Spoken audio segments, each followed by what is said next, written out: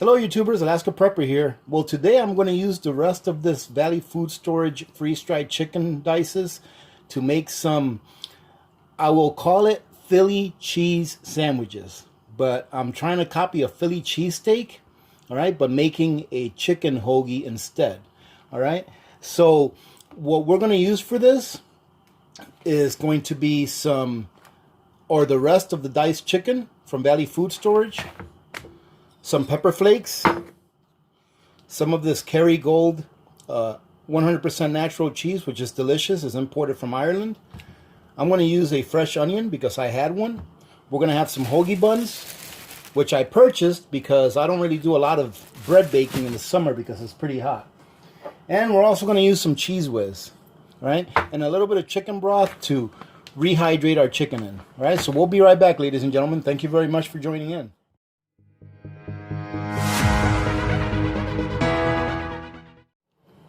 Alright, ladies and gentlemen, we're back. So the first thing we're going to do, as you can see, I've already got a pot with about 4 to 5 cups of chicken broth in it. And it's just about boiling. I think that's good enough. What I'm going to do is I'm going to dump the rest of this chicken in there so it can start rehydrating. And we'll see what it comes out. Now, someone said on one of the comments that they freeze-dried their own chicken as well. And that a lot of it turned into like little real small pieces that look like powder. And I think it would be a great idea to use those small pieces that after I take the chicken out of here, right, after it's been rehydrated, you can just drink it as a soup because you have your chicken broth in there already and then you have little bits of pieces in there. You can either save it and add some noodles to it or anything like that, or anything you really want to add to it. Add some vegetables, noodles, or maybe just rice. Make some rice and chicken soup. So it's definitely not going to go to waste, right? Worst case scenario, dog will have a nice treat. All right, some broth with chicken in it that can go over her dog food. All right, so now that we've got that going, ladies and gentlemen, we're just going to let this sit here until we need it, and we're going to go over to our skillet and we're going to get that onion. Ladies and gentlemen, I forgot to mention something. In addition to the chicken getting rehydrated, I'm going to add a little bit of peppers. All right, the Oxen Farms red and green bell peppers. All right, I'm going to add about a little handful right here. And that's going to help them to rehydrate as well. I think it'll give the dish a little bit more flavor. All right, so there you go. Now we're going to head over and cut up that onion and then fry it up and then get our hoagie ready to rock and roll. This should be a really quick meal, very easy to do. Now, ladies and gentlemen, I don't know if you guys have heard this before, but I've heard, or I think maybe I saw it in a video where someone was giving hints on how to cut an onion and keep yourself from crying. They said that if you cut it long ways from axis to axis, right, or from top to bottom, that it will release less of that, less of that smell that makes you cry. But that if you cut it like this, it will release more. So I'm going to try that and see what happens. All right, so we're just going to cut them like that, really easy. And then I'm just going to do little cuts. I like nice small cuts. There we go, just like that.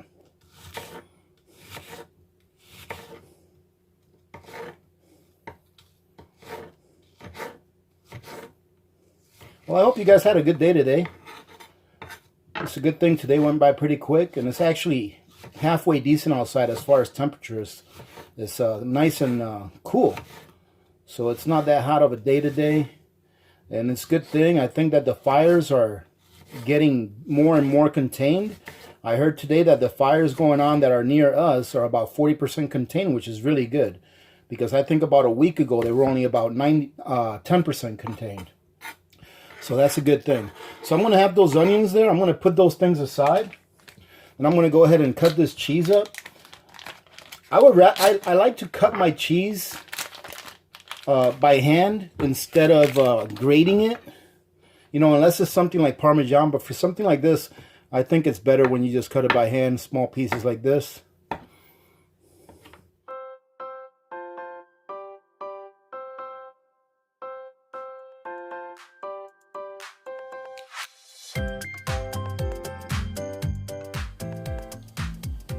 Alrighty, now we're going to go ahead and add all our onions in here.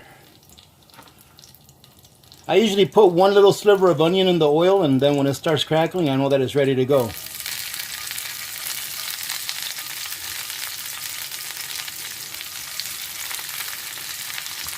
And we're looking to caramelize these, ladies and gentlemen. Get them nice and caramelized and get all that sweetness out of them.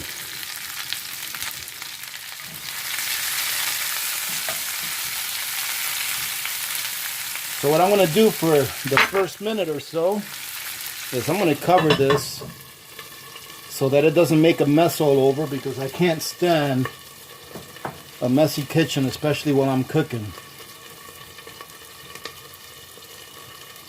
And while that's doing that, we're going to go ahead and drain the chicken and see what it looks like. Now this is what our chicken looks like in there, and our peppers. We're going to go ahead and drain it and see what we're left with. Okay, let's get this out of here. And what I'm going to do is I'm going to try to get as much water out of that as I can. I'm going to try to get as much water out of this chicken as I can, because we don't want it to be all watery and getting the bread all mushed up, right? Now the consistency of this chicken after I did that is kind of like the consistency of tuna fish after you get it out of a can. That's what the consistency is like. I'm going to give it a little taste just like this right here to see what it tastes like after having brought it back to life with chicken broth and having put a few peppers in there. I'm sure it still needs a little bit of salt or spices. But look at that, ladies and gentlemen. That actually looks pretty good. That actually looks really good, to tell you the truth. So let's take a little bite of this.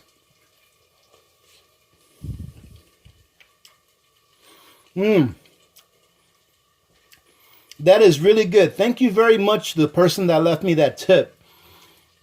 On the comments yesterday, someone left me a tip and told me that if I rehydrate the chicken in chicken broth, it would give it a lot better flavor, and it sure did. So I learned something new yesterday and I put it to use today. So I'm going to go ahead and put this to the side. Now, ladies and gentlemen, I want to show you this cheese that I'm using, because I went to the commissary today and they were on sale, because it's supposed to be, the Best By date is supposed to be here in about another week or so. And it was half off. So I think tomorrow I might go pick up some more because they were half off. Now this is called Kerrygold, 100% natural cheese. It's like a cheddar, and it's not, it's aged, but it's not aged in an awful lot to where it makes it a real sharp cheddar, but it has a very good taste. Nice nutty taste, very good quality. And I do believe that these come from Ireland. This is, yes, imported from Ireland. This is the same brand that makes the Kerrygold butter that I also like. All right, so let's go ahead and take a look at our onions, see how they're doing, because we're about getting ready to be able to put this together. Make sure I don't burn my hands. All right, looking pretty good.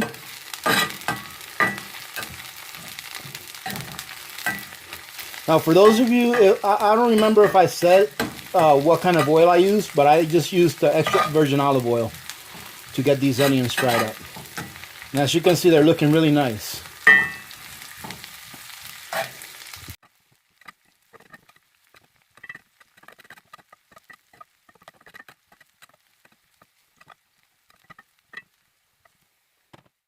Alrighty, ladies and gentlemen, we're ready to put this thing together. So we're going to go ahead and cut our bread open. And don't worry about this. This is just the scraps from the cheese that I cut.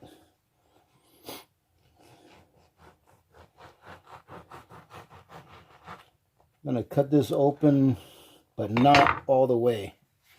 So that right there looks pretty good. Okay. Now I'm going to take some of my Cheese Whiz. I'm just going to put some in the bottom over here. Which is the bottom? This is the bottom, right? Yeah.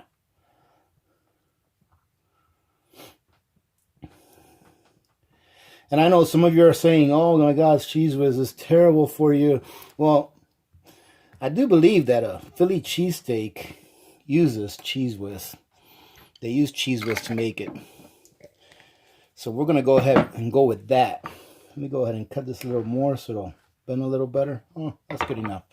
All right, we're going to load this bad boy up with some chicken. And the chicken, let's do it like this. There you go. And this is a lot of chicken, ladies and gentlemen. There's definitely enough chicken here to make 4 sandwiches.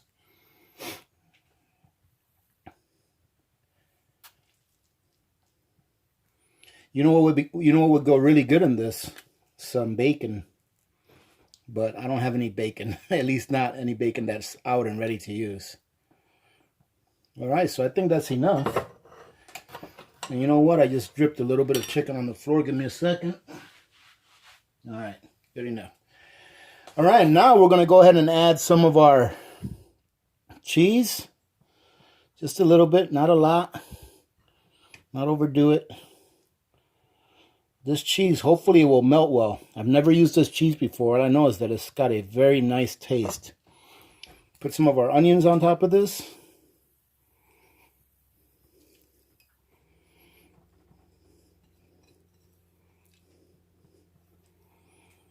And then put some more cheese on top of these onions right here.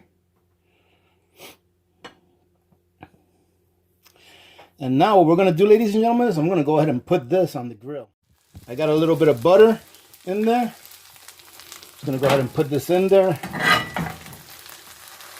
And I'm going to do like a grilled cheese with this, all right? What I'm going to do is I have it on low because I don't want that to burn. I'm going to go ahead and cover this up. Give me a minute or so on each side, and then we'll bring you back.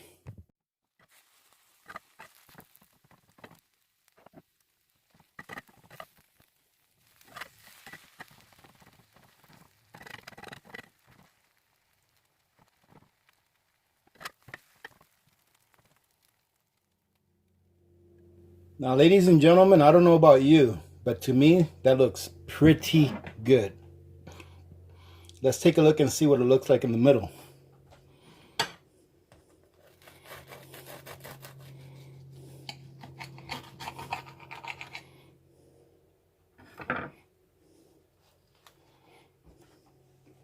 Look at that.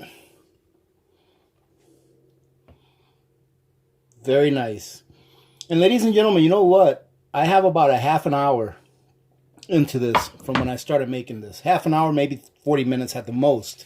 All right, if you count getting my ingredients together. So very nice meal.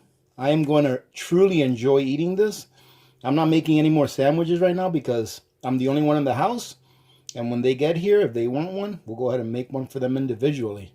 All right, but this is what it looks like. If you guys notice, I took a little bit of cheese and I put it under the sandwich so it can melt and stick to the bottom of the bread.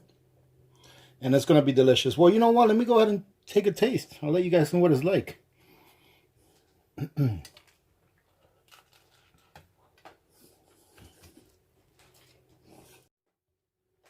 Oh my goodness. All I have to say is this.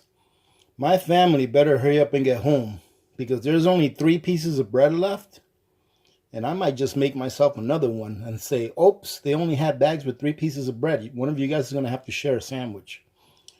So, all right, ladies and gentlemen, this is it. I hope you enjoyed this video. Hey, listen, don't be afraid to use your long-term food storage. All right, rotate them. All right, don't be afraid to use them. I'm not saying to use them every single day because I do understand that some things like this, like the chicken, like the freeze-dried meats, they are very pricey. Why? Because they've gone through a process to allow them to last 25 years. All right, in the container, so they are a bit pricey. But maybe pick one day out of the month where you guys grab something, all right, and make it. Use it to make a meal for your family. That way you know that if you ever have to use this stuff because you have no other choices, that you'll be able to make a meal that your family enjoys. And I can tell you right now that this is pretty delicious, all right? So having said that, ladies and gentlemen, thank you very much for joining in. I thought I'd bring you along and me cooking this because I was going to cook it anyways. And I did want to show you guys that You know, it's easy to use long-term food storage. Look at how much chicken there's still left. This bowl is still completely full. There's probably enough chicken in there to probably make another 5 or 6 sandwiches easily. All right, so don't be afraid to use some of your ingredients that you buy for long-term food storage. And like I said, try it out maybe once a month, maybe once every 2 weeks. Try something new that you haven't tried before. That way you know if you're going to like it. All right, ladies and gentlemen. So having said that, thank you very much again for joining in. If you'd like to support the channel, you know what to do. Just take a look at the links below. Remember to be good to each other. When good people do good things happen. Remember to reach one, teach one, and repeat. If we all did this, the world would be a better place. And you know that it will be a better place. Many blessings to every single one of you. Thank you very much, ladies and gentlemen, for being part of this awesome community. Truly do appreciate you all. All right. This is Alaska Prepper, and I am out.